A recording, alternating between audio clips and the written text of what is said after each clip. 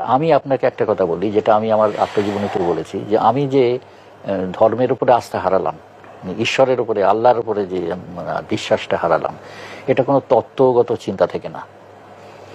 এটাও কিন্তু আমার এই যেটা মনে হলো, যে এই যে মানুষের এত দুঃখ দুর্দশা, এই দুঃখ দুর্দশা, এদিকে বলা হচ্ছে যে আল্লাহর ইচ্ছা ছাড়া গাছের পাতা নড়ে না ইত্যাদি সমস্ত তিনি করছেন। এখন আল্লাহর যে সমস্ত যে যে গুণ, যেটা বলা হয় যে গড ইজ অল মার্সিফুল, তিনি দয়ালু, অল নোয়িং, সব কিছু জানেন তিনি, এবং অল পাওয়ারফুল, এই তিনটে, all powerful, all knowing and merciful.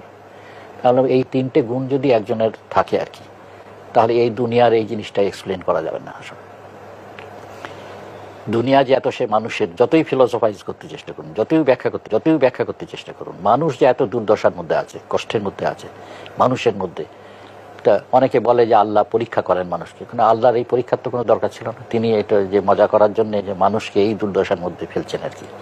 হ্যাঁ, এটার কি কারণ থাকতে পারে?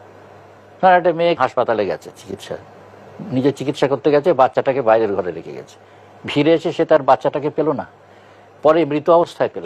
আচ্ছা, এখানে কি তাহলে ছিল না? পরে মৃত অবস্থায় পেল। আচ্ছা, এখানে কি তাহলে, কিসের কেরামতি? এবং এই আল্লাহর যদি এই তিনটে গুণ থাকে, তা কেন সেই বাচ্চা তাকে মেরে কি পরীক্ষা করলেন, কি খেলা করলেন? আর পরীক্ষা যত গরিবের উপর দিয়ে হচ্ছে। আমি বলেছি ওখানে যে আল্লাহ যা বড় লোকদেরকে দেওয়ার সব এই হলো কি দিয়ে দেন, আর গরিবদেরকে যা দেওয়ার সেটা তার বাকির খাতায় থাকে। আমার এই চিন্তা থেকে কিন্তু I lost faith in god, এবং এটা কোনো মতেই আর এটা মানে করা যায় না, যেটা এটা মেলানো অসম্ভব।